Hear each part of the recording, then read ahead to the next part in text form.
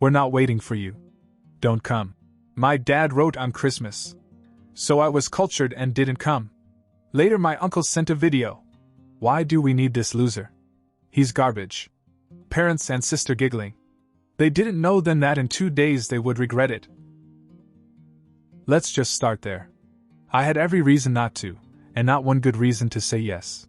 But when Uncle Joe called me the week before Christmas and asked if I'd come to the family reunion this year, I hesitated just long enough for him to hear it in my voice. That tiny pause that meant maybe. He said everyone would be at my parents' house. That it might be a good time to let things go and try to move on. He said Daniel would be there, and even mentioned how proud he was of how the kid turned out, despite the chaos around him. I guess he thought that would soften me up. I don't know why, but I agreed. Maybe I just didn't want to spend Christmas alone again. It's been 2 years since my wife and son died. 2 years of avoiding everything: holidays, birthdays, baby showers, weddings. Everything. 2 years of silence in a house built for laughter and bedtime stories. They died in December, and something in me froze with them that month and never really thawed. So yeah, Christmas? Screw Christmas. But I drove upstate anyway and picked up Uncle Joe and Aunt Lily. They were waiting outside with a pie and a gift bag like nothing was wrong. I didn't ask and they didn't say anything. We just drove. Snow had just started to fall, light enough to be pretty without being painful. For a few minutes it felt almost normal. Then Uncle Joe's phone rang. He put it on speaker. It was my dad. Where are you? Uncle Joe said we were 10 minutes away, that I was driving. There was silence. Then my dad asked, very casually, "Do you have anything to say to him?" Uncle Joe just blinked, confused. Before he could answer, my dad said, "We're not waiting for you. Don't come." Then he hung up. I didn't say a word. I just pulled over on the shoulder and stared at the trees. I remember hearing Aunt Lily whisper something to Uncle Joe, and then the hum of the heater. After a few seconds I just said, "Let's finish the drive." The silence in the car was different after that. When we pulled into my parents' driveway, my dad was already standing outside with a drink in his hand, like he'd been waiting to make sure I really showed up just so he could kick me off the property. Uncle Joe got out first and tried to talk to him. I stayed behind the wheel and watched.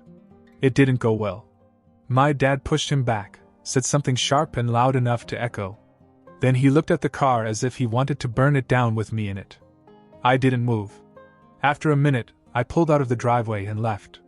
I spent Christmas Eve alone in a rental house by the lake. No tree, no lights, nothing. Just the cold outside and the familiar pain inside. I was sitting on the couch staring at the bottle I hadn't opened when Uncle Joe sent the video. I didn't open it right away. I thought it might be something nice, maybe Daniel saying hello, or a clip of them opening presents. I waited. Then curiosity got the better of me. It was a video from the living room. Daniel must have filmed it without them knowing. My father's voice came through clearly, even over the clinking glasses. "Why do we need this loser? He is rubbish." My mother laughed first. My sister joined in right after. Like it was rehearsed. They all smiled. Laughing. Enjoying themselves as they dragged my name through the mud. I just sat there, phone still in hand, letting the words sink in. What they didn't know, what none of them could have possibly expected, was that 2 days later they would all regret it. Every single word. Because the one thing they'd forgotten, the one thing I never said out loud, was that I'd paid for it all. Silently. In the background. Every dollar of the house remodel. Every check for my sister's brand new apartment renovations. Every gift they bragged about giving her was my money. And now I was done. But that wasn't even the beginning of what was to come. I didn't even wait until the next day. The moment I watched that video and heard my dad say I was trash while my mom and sister laughed like he had just told the best joke in the world, something clicked. Not in a dramatic, cinematic way. More like a quiet shift, like I'd been holding on to a burning rope and finally realized I could just let go. I opened my laptop, pulled up the emails from the contractor working on my sister's apartment, and fired off a message telling him the payments were done. Stop all work. Cancel all outstanding orders. If anything was non-refundable, send me the final bill and let them deal with it. I didn't explain. I didn't owe anyone that anymore. The apartment had been a joke from the beginning. My sister told everyone our parents had given it to her, making it sound like some kind of intergenerational blessing, when in fact every dollar that went into the place was mine. Silently. I was the invisible ATM, the fixer, the one who was always expected to pitch in and never complain. By the time I finished the email, I had 10 missed calls. Most from her. A couple from my mom. Then one from a number I didn't recognize. I didn't answer any of them. Around noon, Uncle Joe called.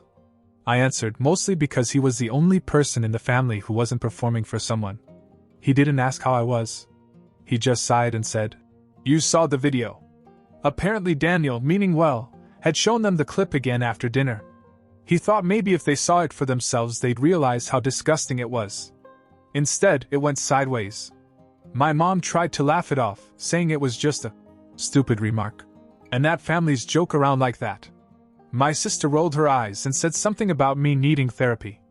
My dad didn't say anything. He just stood there looking at the screen. Then he turned and went upstairs without a word. No apology. No nothing. Just disappeared. That would have been enough, really. But then Daniel said he was leaving. Told them to their faces that he was done pretending that any of this was normal. That growing up in their house felt more like being cast in a reality show than being part of a family. That the only one who ever talked to him like a person was me. That obviously hit a nerve. Aunt Lily tried to calm things down, but Daniel had already packed a duffel bag. He called me from a gas station 10 minutes away and asked if I could pick him up. I didn't hesitate. He didn't ask many questions when I pulled up. He just got in the car, looked out the window most of the way, and thanked me when we got back to the place. I gave him the extra blanket and told him the couch had been pulled out. That was it. No speeches. No weird bonding moment. Just real. Around midnight I was half asleep on the couch when he spoke. "You really cut them off?" I said yes. I meant it. He nodded and said, "Ben, I'm in." I wasn't sure what he meant. But the next morning I found out. He was on the phone with my mother. She must have called him expecting him to quit the mediation, come home, and take me with him. She probably thought she could guilt him back into the house like she used to when we were kids. But Daniel had something for her. Something she hadn't expected at all. He asked her if she ever wondered why the adoption agency refused to place another child with them after him. There was a long silence. I could hear her stammering on the other end, trying to come up with something: money, age, timing. All the usual excuses. Then Daniel dropped her. He told her that he'd found the reports. He started digging a year ago, when he turned 18. There were record statements from teachers, a neighbor, even a school counselor. Complaints of emotional neglect. Passive abuse. Statements saying he seemed withdrawn, afraid to speak up, always watching the adults in the room as if waiting for something to go wrong. The only reason it didn't go further was because Daniel kept saying everything was fine. He was afraid of being sent back to the system. He thought if he just smiled and did what they wanted, he could stay safe. He said he covered for them. And now he regretted it. I sat there and listened as Daniel quietly tore down the last illusion they had of being good people. And they still didn't apologize. They just hung up. That was the moment I realized they weren't going to change. None of them. They were only capable of loving what looked good on the outside. Not people. Just pictures. But what they didn't know was that their image was about to fall apart. Because one thing I never told them: the apartment wasn't in my sister's name. It was in mine. And I had other plans. 2 hours after that call, I got a text from my sister. All caps. "What did you do? The contractors just left in the middle of the job. I have no kitchen." I didn't reply. She followed up with a series of messages, some angry, some borderline begging. I just let them pile up. What she didn't know was that I wasn't just pulling out of the renovation. I was pulling the whole apartment out from under her. She thought our parents had given it to her, but they didn't have that kind of money. It was my money. I paid the down payment, the mortgage, the taxes. I put it in my name because they said they didn't want her to screw it up and lose it to some scam. At the time, I believed they had good intentions. That morning, I called my lawyer and told him to list the property for rent. Not sell rent. I didn't want to make a clean break. I wanted the place to stay mine. I wanted her to know every time she walked by the building that it could have been hers if she just kept her mouth shut and stayed human for once. By noon, the listing was live. By dinner, I had 3 offers. Meanwhile, back at my parents' house, everything was falling apart. Daniel started forwarding texts to me. My mom had tried to call CPS, claiming that I had kidnapped him. The agent who called me was confused. Daniel was legally an adult, living wherever he wanted, and clearly not in danger. They closed the case before it even began. That night, I told Daniel that I had another plan. One last one. The kind that would burn the bridge so completely they'd never think of crossing it again. He asked me what it was. I just said, "You'll see tomorrow." The next day I went to the old house. Not my parents' house. The house they lived in before they upgraded with my money. They sold it 4 years ago to buy the new place, and I was the one who helped them get approved. I co-signed their new mortgage because their credit score was too low on its own. What they didn't realize was that I still had the ability to place a freeze on the account associated with that house if there was any unusual activity. So I triggered it. I flagged their recent renovations, bathroom additions, landscaping, a new fancy lighting system in the living room as potentially fraudulent purchases. Technically they were. My name was still listed as a co-owner on one of the accounts, because of the way they structured it when I helped them close. It wasn't illegal. Just inconvenient. The bank froze their accounts tied to the mortgage within hours. They couldn't access their funds. And because they had borrowed so much to keep up appearances, the freeze meant they couldn't pay the landscaper, the contractor, or even their next property tax bill. That night, my mother called me 5 times. I didn't answer. Then she texted, "We need to talk. It's serious." I replied with one line. "You should have laughed a little quieter." Daniel looked at my phone when the message was sent. He didn't say anything, just gave a slow nod as if he understood completely. Then came the surprise I hadn't planned for. The local newspaper called me. Someone had tipped them off, maybe one of the unpaid workers, maybe someone from the bank. They asked me if I'd like to comment on a possible civil suit being filed against my parents by 3 unpaid contractors. I said no, but I sent them a folder. Emails. Receipts. Recordings. Every shady lie they ever told about money being tight while blowing thousands on designer decor. They ran the story 2 days later. Not on the front page, but visible enough. The headline read, "Charity family sued by small business owners. They still owe me $14,000. People started talking. At church. On the neighborhood Facebook group. Even the local radio station mentioned it in a small community news segment. Their reputation, that carefully maintained mask of middle-class generosity, started to crack right before their eyes. They had no idea I was behind it. Not yet. 3 days after the article was published, things escalated quickly. Apparently, my father marched into the bank with a folder of documents trying to prove that he was the sole owner of the house and that I had no authority to freeze the accounts. The bank manager looked through the paperwork and calmly pointed out that he'd signed a document giving me joint access back when they needed my help to close the deal. He got so angry that he was escorted out. Daniel and I only found out because someone videotaped it and posted it on the local neighborhood group. He looked wild in the video, red-faced, screaming about betrayal, waving papers around like a conspiracy theorist. The caption read, "When Daddy's credit hits rock bottom." It was shared hundreds of times. The next morning, the text stopped. No angry phone calls, no guilty voicemails, no dramatic paragraphs about how I was tearing the family apart. Nothing. So I knew something was coming. And I was right.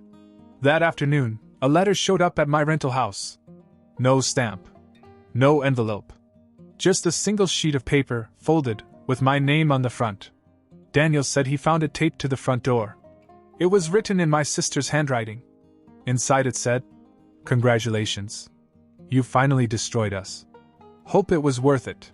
You'll hear from our lawyer." I laughed. They couldn't afford a lawyer. But that wasn't the surprise. That night I got a phone call from someone I hadn't heard from in years. Her name was Erin. My ex-girlfriend. The one before my wife. We dated in college. We broke up on good terms, kept in loose touch, mostly through the occasional social media comment. She said she saw my name in the article. Then she told me something that made my stomach turn. 2 years ago, a few months after the accident that killed my wife and son, my parents contacted her. They told her I was spiraling, drinking too much, isolating myself. That they were concerned about my mental health.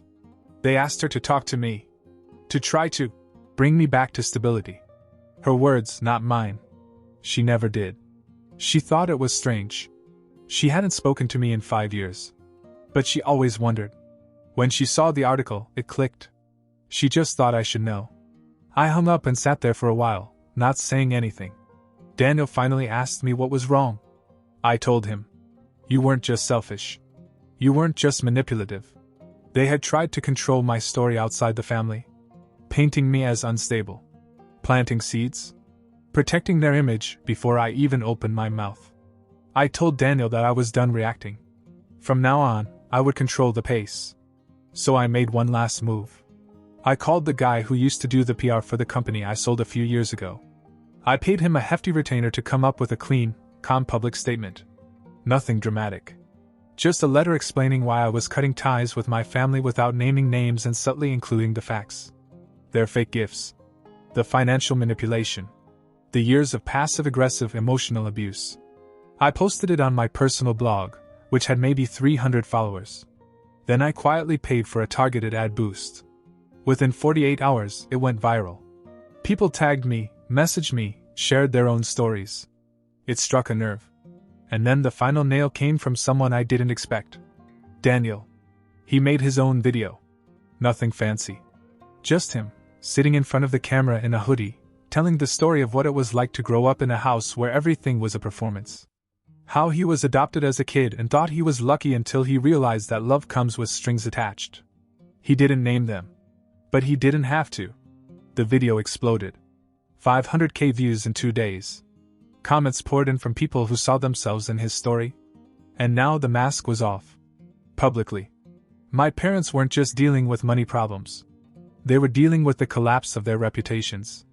Quiet stares in public. Cold shoulders at church. Unreturned phone calls from friends they used to gossip with. The house got real quiet, I bet. But I wasn't done. Because there was still one thing they didn't know. And when they found out, it would hit them harder than anything they had ever known. By now, the silence from my parents' house had lasted almost a week. No phone calls. No texts. Not even a vague post on Facebook, which to my mom was basically a sign of cardiac arrest. I imagined them sitting in that oversized living room, surrounded by furniture they still owed money on, watching every alert on their phones with growing dread. They had no idea the worst hadn't even begun. See, the thing about people like that? They build everything on perception. If people think they're generous, they are. If people think they're a happy, respectable family, they are. But the moment that illusion is shattered, they panic. And I had something that would do more than crack it. Remember that house? The one they live in now? It's beautiful.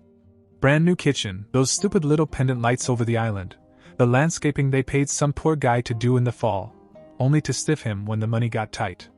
But here's what they didn't know. The house wasn't theirs. Not legally. When they asked me to co-sign the mortgage, I did more than just lend my name. I had my lawyer set up a trust for the property.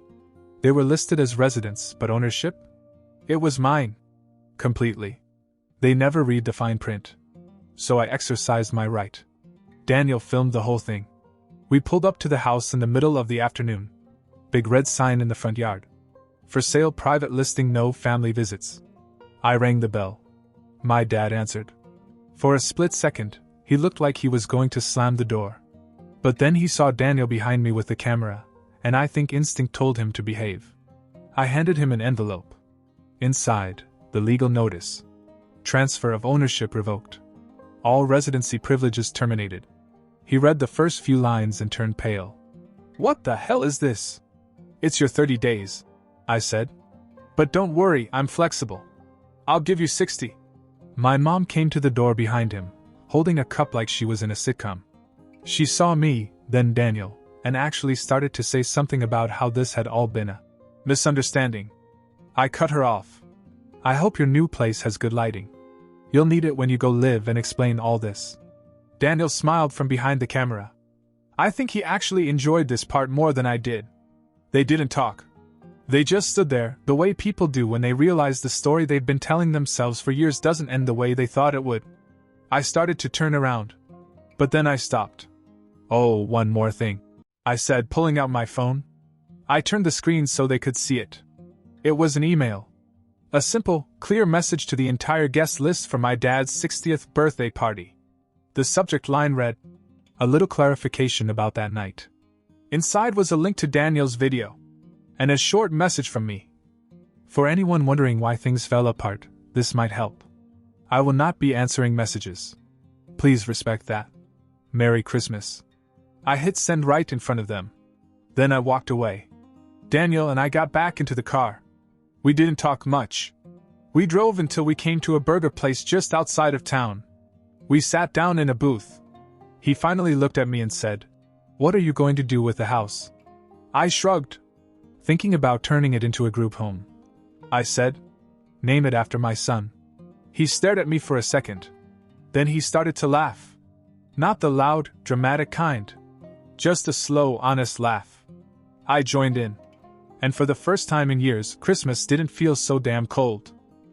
Update 6 months later. Guess who tried to move into my house? Well, I wasn't planning on updating, but something happened last week that was too ridiculous not to share. For those who don't know what I'm talking about, you can find the original posts on my profile. Long story short, I cut off my entire family after years of manipulation, emotional garbage, and one final Christmas disaster that pushed everything over the edge. I gave my parents 60 days to vacate the house they thought they owned. They didn't, made the move public, and walked away. Life since then? Peaceful. Surprisingly so. Daniel and I are still close. He's working on a degree in psychology, which makes a lot of sense considering what he grew up with. I've helped pay for his classes, and he's helped me fix up the place. The plan is still to turn the house into a transitional home for teens aging out of foster care. The irony is not lost on either of us. Anyway, here's what happened. Last Thursday, I get a call from the property manager who's overseeing the upkeep of the house while we work on the permits. He says, Do you expect anyone to be living in the house right now?" No. Apparently not. He tells me that the cleaning crews showed up and found a bunch of furniture in there. Like new stuff. Folding tables, cheap mattresses, boxes of dishes someone had moved in. I go over, unlock the door, and guess who's sitting in the living room like she owns the place? My sister. No kidding. She's in yoga pants, sipping from a Starbucks cup, watching daytime TV on a camping chair. Next to her is a lamp literally plugged into an extension cord coming out of a box labeled "Kitchen Fragile." I just stood there and said, "Have you lost your mind or just forgotten how addresses work?" She didn't even look shocked. She said, "Mom said the house wasn't really yours anymore. And they said you moved away?" Let that sink in. She literally broke into a house she had no legal right to because our mother told her it was okay. Turns out my parents had been slowly feeding her the idea that I had changed my mind. That maybe I'd realized I overreacted, and moved on. She believed them. Completely. Even brought a boyfriend. He was in the backyard grilling hot dogs on a tiny, rusty charcoal grill, like it was a casual Airbnb weekend. So I did what any sane person would do. I called the police. But not before I took a picture of her watching Dr. Phil from a plastic lawn chair in the middle of my hardwood floor. Just for my own amusement. The cops came. I showed them the deed, the trust documents, the emails from my lawyer. She didn't fight. Didn't even cry. Just looked annoyed, like I was the one ruining her plans. Her boyfriend tried to argue that they'd only been there a few days and that he thought it was family property. The cops didn't care. They left. I texted her that night, "Next time you want to break into a house, try Googling who owns it first." She didn't reply. The best part? One of the neighbors saw it all. Turns out he also works for the local paper. And guess what was in the Sunday column? Daughter of local family involved in viral real estate drama found squatting in former family home. They didn't name her. But enough people knew. So yeah? Things just keep getting sillier. I used to think this stuff only happened in movies. Turns out when your family is full of narcissists and chronic delusional people, real life is just as wild. Anyway, I'm fine. Daniel's fine. The house is quiet again. Just the way I like it. Until the next disaster,